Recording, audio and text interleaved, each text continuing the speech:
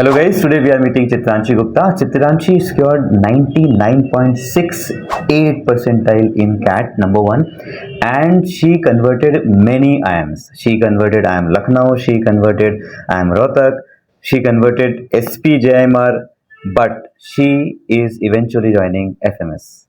So first of all, congratulations Chitranshi. Thank you so much, sir. How are you feeling after getting through FMS? Sir, honestly, it's a dream come true because that is rightfully termed as the red building of dreams. Okay, So, great, yes, great, great. I'm in it.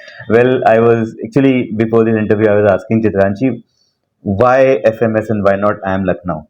So she feels that it is because of marketing that she's interested in. Yes, sir. More than marketing, I think the feeling of converting FMS is something that is unexpressible.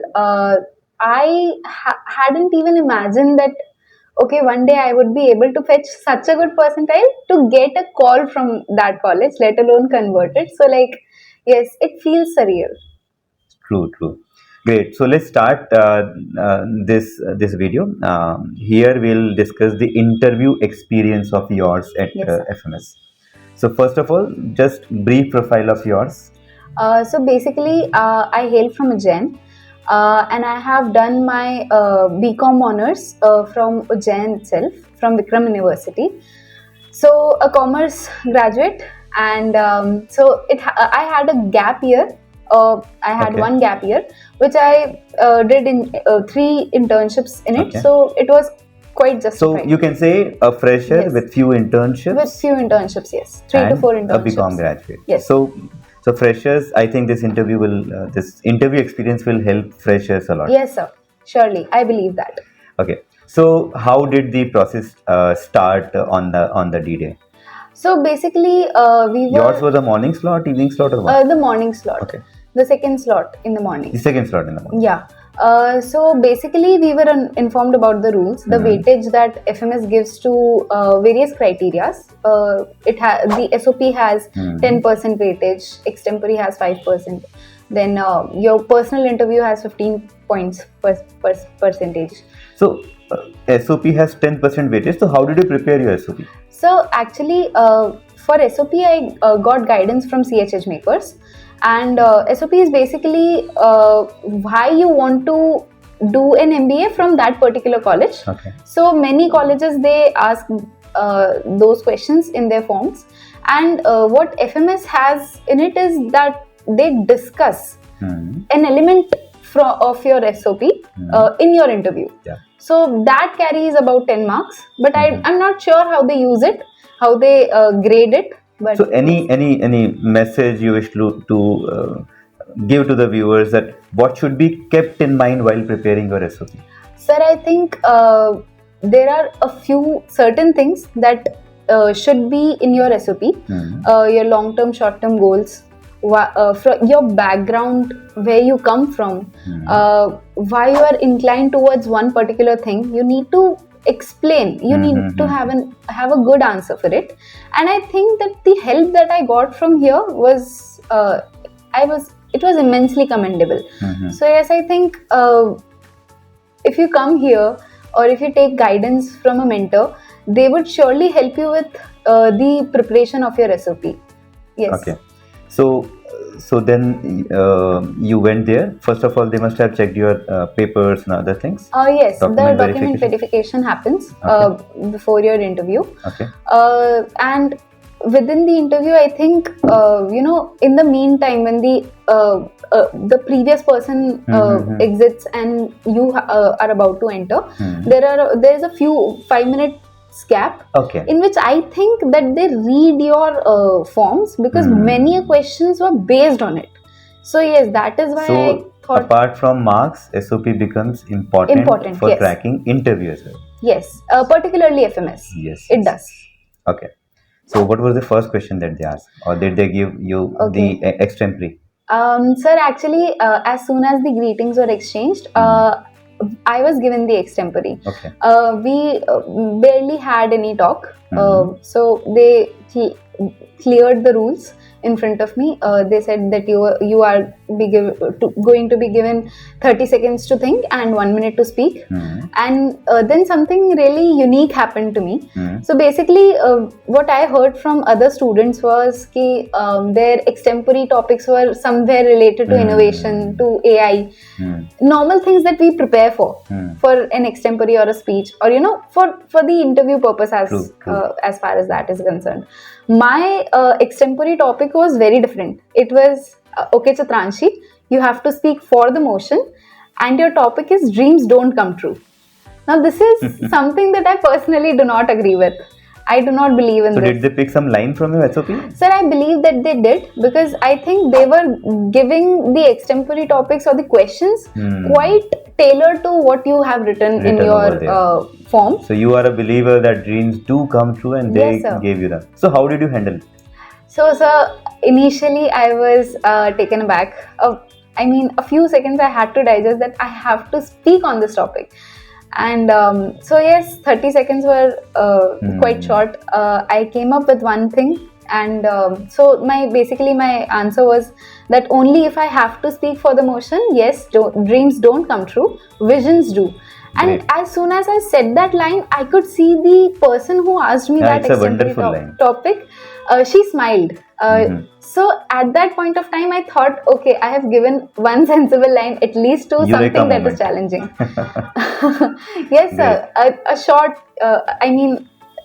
a small eureka moment. Then I explained it further that dreams without a purpose or without efforts may be futile in achieving your goal. Whereas visions, you have a pathway to traverse, and you are going to achieve it. Great. So after extempore, what were the questions? Sir, actually, my extempore, I was not able to finish 1 minute. Okay. So yes, I speak for 30-40 seconds, and then I was out of ideas. So I stopped, and the ma'am was, okay, she saw her timer and she said, Chitranshi, speak, you have a few more seconds left. And I said, ma'am, I'll have to think about it. And then I repeated the point because of no new ideas. So then the next question, just after the extempore ended, she asked, why did you stop, Chitranshi? And I said, ma'am, honestly, I do not agree with this topic. I think dreams do come true because I'm sitting here. Then she asked... Again, a wonderful reply. Yes, I think she was quite satisfied with what I had to say. And in the end, she said, fair point. I mean, you can take time to think, because this is something we are checking. She said that this is something that I am checking of yours. How can you handle something that you don't agree to? Okay. That's why they picked it up from probably whatever you written in your form or SOP, and then they gave the topic. Okay. So after it, what were the next questions? Okay, so the next questions were like, you were graduated in 2023. So what did you do in the meantime? Okay. I explained them that I had completed 2 internships and I was currently doing 1. So there were some questions based on your internships? Yes, sir. A few questions which I think were very generic. Okay. They were about to be asked. I mean, very predictable. So some questions related to your internship. How did you fill your gap year? And then? Yes, sir. Then they asked what I wanted to do and why. Okay. So like the very basic thing that we are prepared here. So I said I wanted to go for marketing, and this is my dream campus because this is known as the Mecca for marketing. So then she said, why marketing? And I replied with, first of all, I had a bit of experience in the marketing domain. I wrote content for a startup, and I also handled customer relations role at a startup only. So yes, I told them, and then there were follow-up questions. Like they asked me about the experience and what I picked from there. One was this. Then the other person, the questions shifted. Other interviewer asked, and then she asked, okay, Chitranshi, you want to do marketing. Do you know perceived value? Now, I didn't know the exact definition of perceived value, but yes, I could gather something here and there. I replied with, is it something concerned with status of the product, or is it concerned with the features of the product? Okay. So she said, somewhat different than this, but yes, you're close. If you want to give it another try. So I said, ma'am, I do not know the exact definition, but yes, this is my guess. So she said, okay. Then the third interviewer asked me, define 7 P's of marketing. He asked following other questions related to marketing, not very difficult but not very easy. So were there any questions related to your BCom, that is accounts, or some technical questions? Sir, there were, but like financial accounting and the subjects that we are taught. So basic questions. Yes, basic questions. Questions that you can predict. But now again, your interviews are really unpredictable. They can ask you such difficult questions if they want. And if they want to go lenient, they can ask you very basic questions just to, get to know you. And so I think there were questions more focused on marketing rather than my academics. So questions based on your marketing, what you wish to do in life, related to your internships and all. And how did it end?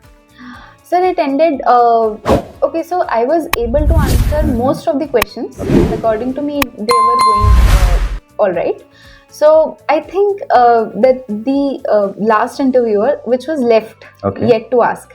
So she said, okay, Chitranshi, you're off to go. And then she said, okay, wait, I want to ask you, do you know green GDP? And now this was something that, okay, I do not know this, ma'am. I'm sorry, I'll read it up. And then she said, okay, go. So I think they have to have, they have to have that one question that you don't answer. Otherwise, it's not satisfying for them. They will not leave you. They will not leave you. Yes, sir. So there were 4 panelists. Yes, there were 4 panelists. All of them were the professors out there, or alumnus also? Although I'm not very sure, but not all of them were professors. Okay. 2 of them I could spot because I did some background when you read about the professors there. So 2 were there. 2 were there, a male and a female, especially the one who asked me the extempore, I could identify her. The other 2 persons who were sitting at the extremes, I didn't know them. Probably they can be the alumni because they were quite young. I'm not sure if they were the faculties over there. Okay. So that's how it ended. Yes, sir. Did they ask you the question that do you wish to ask something? No, sir. No, sir. They didn't give me any opportunity that do you have any questions? How confident you were after giving your interview? Sir, I had a smile on my face that it ended well. Because in the midway when they were asking, okay, which companies do come under the FMCG category, I was able to answer them because these are some questions that if you claim to be going ahead in marketing, you should know them. Yes. And then one interesting thing happened over there when they were asking me the FMCG companies. So I said HUL, ITC, Dabur, things like that. So they asked me, okay, list a few products of HUL. So I was not able to, recall because I had studied about it, but PNG and HUL and ITC, they confuse. So I was not able to give them a good answer. And this is why I think there's always a mix of both good and uncertain answers in your interview. Chali, that's really good. Thanks for sharing these information. I think it will be very informative for people who are watching. So that's it. We'll certainly ask Chitranshi to come back again and discuss her interview experience of other colleges. Thank you so much.